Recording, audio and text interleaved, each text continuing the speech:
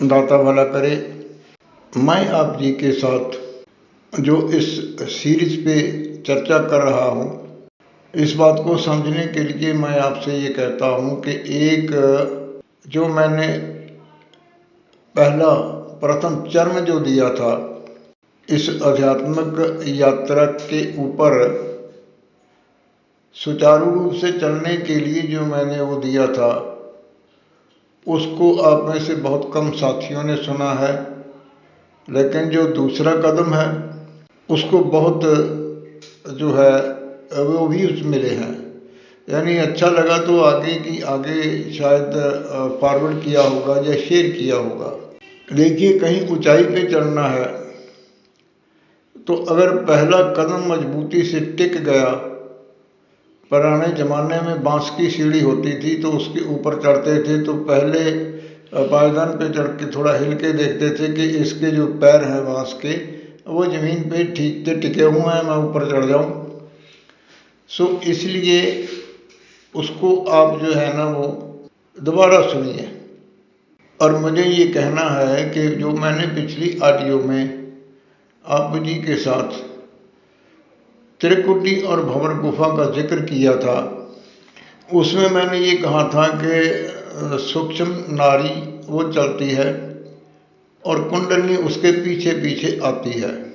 तो इसके ऊपर मैं इसी वीडियो में आप जी के साथ चर्चा करूँगा। इससे पहले कि और कौन कौन से रास्ते हैं जिनके ऊपर चल के साधक को परमात्मा की कृपा होती है। पहला है, कुछ लोग गुरबाणी को पढ़ते हैं, जैसे आज श्री गुरु ग्रंथ साहब जी को पढ़ना, उनमें दर्ज की हुई जो गुरबाणी है उसका पाठ करना नित्य नेम उनका ये बना होता है। कुछ लोग श्रीमद् भागवत गीता का पाठ करते हैं, कुछ रामायण का पाठ करते हैं, ऐसे ही कुछ और जो धर्म ग्रंथ है उनका जो है वो नित्यनेम से पाठ करते हैं। और वो अगर नित्यनेम में पक्के हैं तो उनके ऊपर भी किसी ना किसी रूप में परमात्मा की कृपा होती है।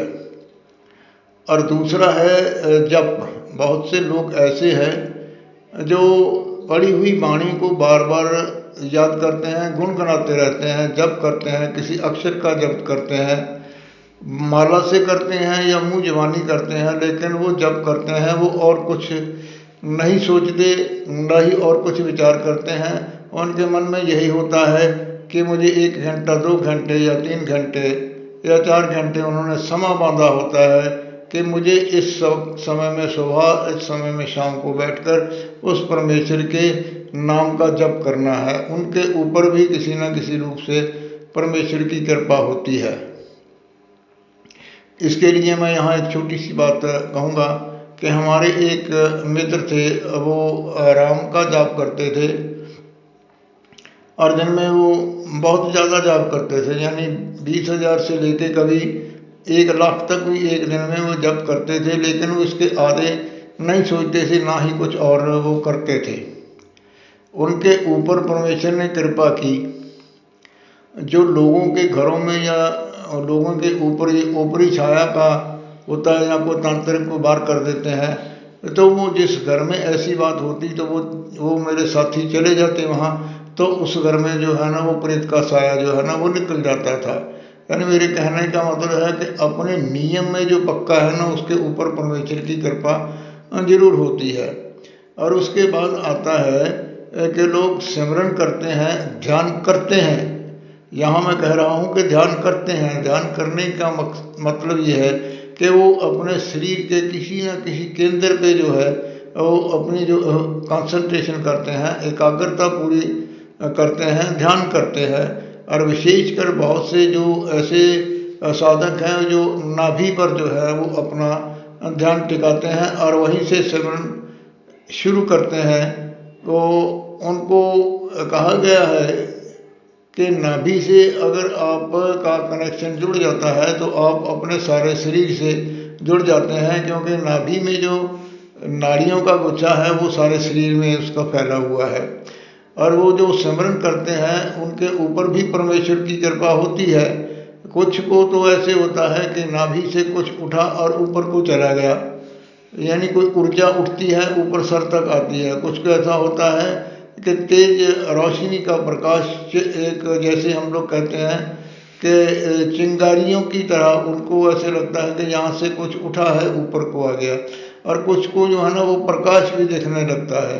यानी कुछ लोग जो है अपने शरीर के विशेष केंद्रों पे वो एकाग्रता करते हैं, उनके ऊपर भी परमेश्वर की किसी न किसी रूप में जो है ना वो जो कृपा हो जाती है। यानी उनको भी कोई ना कोई इसे कहने का मतलब ये है कि वो जिस केंद्र के ऊपर एकाग्र करते हैं, कंसंट्रेट करते हैं, उसकी उनको सिद्धि मिल जाती है। जैसे कुछ लोग नाभि पे कंसंट्रेट करते हैं, कुछ लोग हृदय पे कंसंट्रेट करते हैं, और अक्सर बहुत ज़्यादा लोग जो हैं वो मस्तक पे अपना जोर लगाते हैं, ध्यान लगाते हैं। मैं यहाँ लगाने वाली बात कह रहा हूँ कि वो लोग ध्यान लगाते हैं तो उनको भी जो है ना वो प्रकाश की झलक नज़र आती है। लेकिन वो लोग नाद को नहीं समझते हैं और नाद को नहीं पकड़ते हैं। वो अपना जो आंतरिक ध्यान, जो एक सेंस है, जो एक शक्ति है, उसको कहीं ना कहीं जाके उसको जोर लगा के उस केंद्र को खोलते हैं। और कहने को पर यहाँ पर बहुत कुछ कहा जाता है, तो मैं उस बारीकी में अभी नहीं जाऊँगा। और उसकी बात जो है वो अनहद नाद प्रकट होता है, धुन प्रकट होती है, गूंज प्रकट होती है। और उस गूंज में जो लोग संतों महापुरुषों द्वारा समझाए हुए साधन अपना के उसमें समाना शुरू करते हैं, उनके ऊपर भी परमेश्वर की कृपा होती है, उनको भी सिद्धियां मिलती हैं। और उस सिद्धि में जो सबसे पहले जो सिद्धियां मिलती हैं उनमें होता है कि स्वतः अपने आप कंठ की सिद्धि मिल जाती है। नाद में लीन होने वालों को कंठ की सिद्धि से ये अभिप्राय है कि जो वो बात कहते हैं वो सच हो जाती है। और दूसरा, उनको जो मैंने सिक्स्थ सेंस में वर्णन किया था, उनको कोई मिलने आता है या कोई उनके सामने आता है अचानक, तो उसके अंदर का जो हाल होता है, उसकी जो शख्सियत होती है आध्यात्मिक या संसारिक, अब वो उनको अपने मन में जो है ना अंदर में उसकी समझ लग जाती है। तीसरा, बड़ा सरल उनको जो प्राप्त होता है परमात्मा का आशीर्वाद। अब वो कहीं भी जाएं, किसी घर में जाएं या किसी और स्थान पे जाएं, तो उनको ये मालूम हो जाता है कि इस घर में परमात्मा के नाम का सिमरन है या नहीं है। क्योंकि जहाँ ये परमात्मा के नाम का सिमरन होता है वहाँ पर मन ऐसे करता है कि चाहे कुछ भी हो, हमें यहाँ पर बैठना है, कुछ समय और बिताना है। और जहाँ ये परमेश्वर का नाम नहीं होता, घर में कलेश होता है, घर में लड़ाई झगड़ा होता है, तो वहाँ जब वो जाते हैं तो उनके मन में ये आता है कि यहाँ नहीं रुकना है। कोई भी बहाना हो, या काम करने आए हैं, वो बात कर रहे हैं, बात की है तो चलो यहाँ से भागे। और उनका कई बार वो उस घर से पानी भी नहीं पीते हैं। ये नाद में जो लोग समाने लगते हैं, ये उनको सिद्धियाँ मिलती है। और यहाँ पर मैंने अपनी ऑडियोज में कहा है कि आपने ना तो चक्रों के चक्कर में पड़ना है, और ना ही आपने ध्यान लगाना है, ना ही आपने समाधि लगानी है। आपने केवल जो नाद है उसको सुनना है। नाद को सुनना है। जब उसमें समा जाओगे तो आपको जो है वो परमात्मा की कृपा हो जाएगी। अब यहाँ चल के ये जो नाद है, ये भी, इसके भी परमात्मा की कृपा आने के दो रास्ते हो जाते हैं। एक तो नाद में समाये हैं, उनको ये सिद्धियाँ मिल रही हैं। और उससे एक, जिनके मन में कोई इच्छा नहीं रहती, परमात्मा से कुछ पाने की इच्छा नहीं रहती, तो उनके ऊपर परमात्मा कृपा करता है। तो उनका जो 8वां चक्र है या 8वां द्वार है, वो परमात्मा की कृपा से खुल जाता है। और 8वें द्वार के खुलने की निशानियाँ ये होती हैं कि उस साधक को परमात्मा की तरफ से पहले जो है ऊर्जा आती है, फिर परमात्मा उसको एक झपकी देता है और उसमें वो कुछ देखता है, एक स्वप्न सा दिखता है اور وہاں پہ پرماتما ان کو یہ سمجھا دیتا ہے کہ یہ بندہ میرا آئے گا آپ کے پاس، یا آپ کو میرے اس بندے کے پاس جانا ہوگا کہ یہ میرے سے پرارتھنا کر رہا ہے، میرے سے اپنی جگیاسا پوچھ رہا ہے، تو آپ کو اس کا شنکا کا سمادھان کرنا ہے۔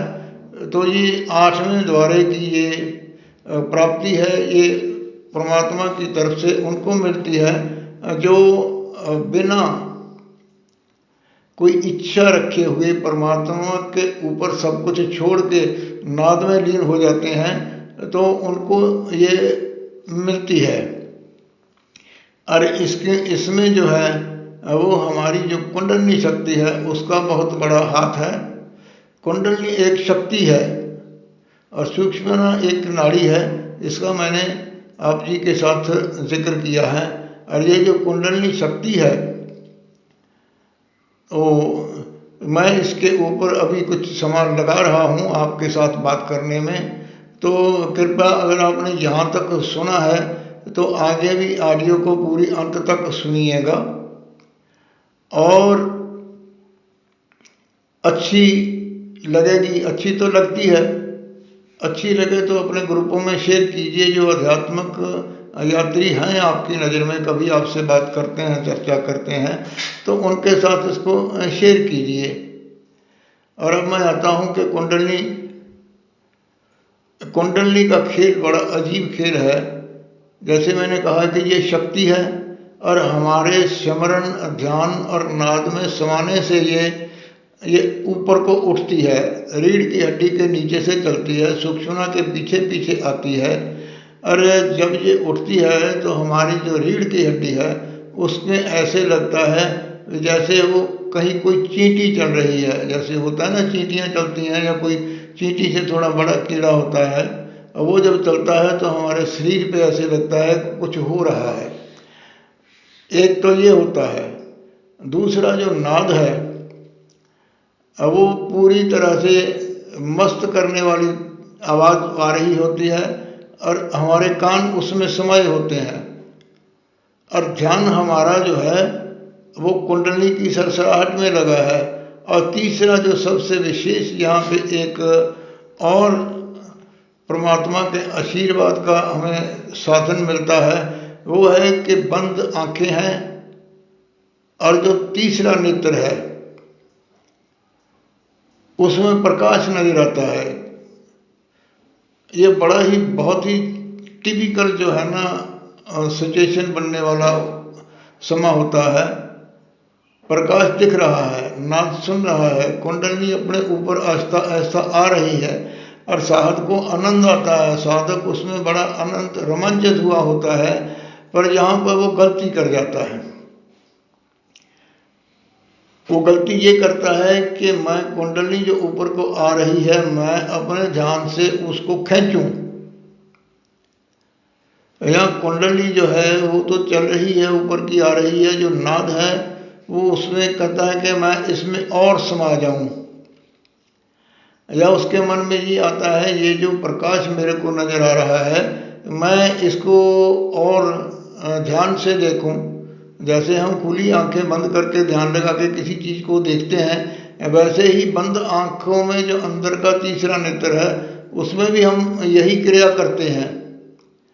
تو یہاں پر میں نے جو کہا ہے نا کہ نازک استھتی بن جاتی ہے، ہم ایک کو کھینچتے ہیں، اتاولا پن ہوتا ہے ہمارے بھیتر میں، جلدی ہو جائے، جلدی سے یہ ہو جائے جو ہونا ہے، تو اس اتاولے پن میں ہم ایک چیز کو کھینچتے ہیں تو جو دونوں دوسری ہیں وہ پیچھے ہٹ جاتی ہیں، وہ کم ہو جاتی ہیں یا دور چلی جاتی ہیں۔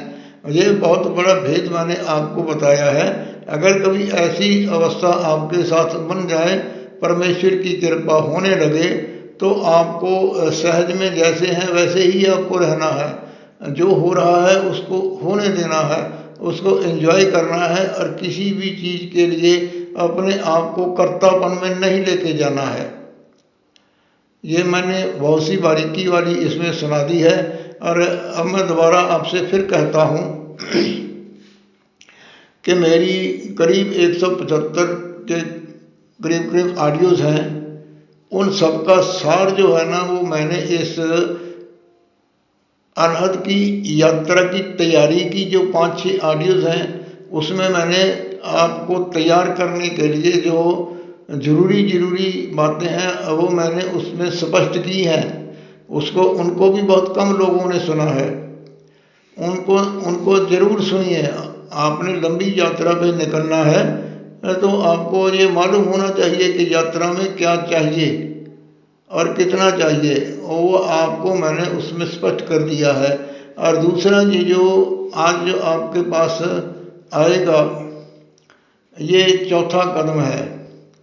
इससे पहले दूसरा जो कदम था उसको आपने बहुत अच्छा तरह सुना है और बांटा भी है, लेकिन जो पहला कदम था उसको आपने पूरी तरह से नहीं सुना है।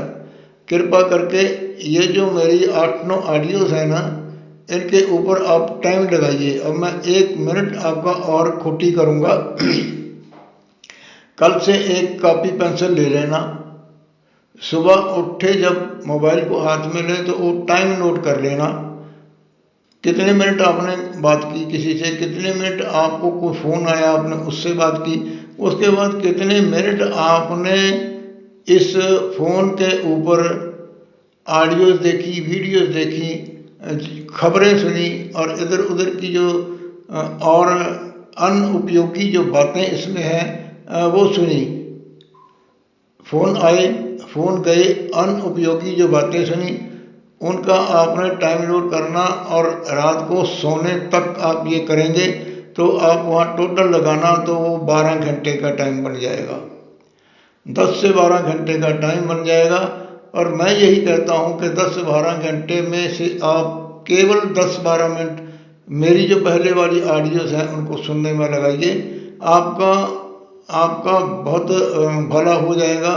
ये मोबाइल अच्छा है, हम लोग भी इसी के माध्यम से मिल रहे हैं, लेकिन जो ये बुराई वाला पहलू है इसके ऊपर आप ध्यान दीजिए और इसको थोड़ा थोड़ा कम करते जाइए। धन्यवाद। दाता भला करे।